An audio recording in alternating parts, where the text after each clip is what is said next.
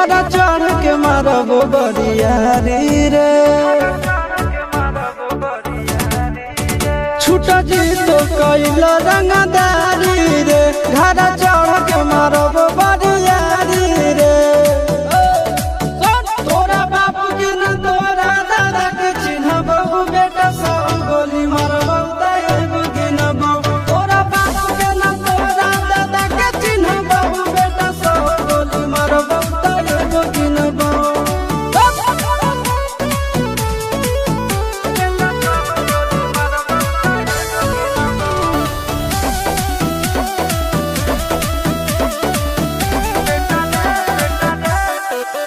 बेटा रे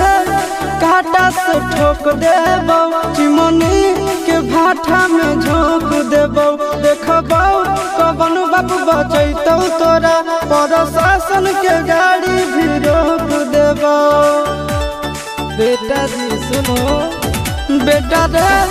काटा से ठोक देबौ चिमनी के भाठा में झोंक देबौ देखबौ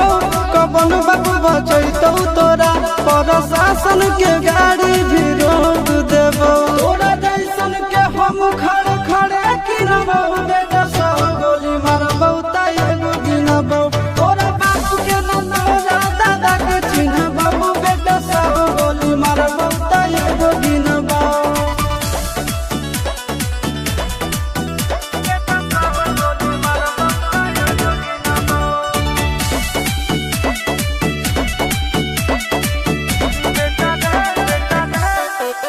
बेटा रे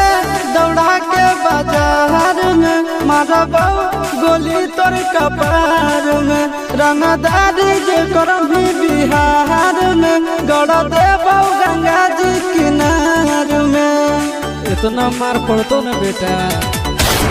बेटा रे दौड़ा के बाजार में मारबौ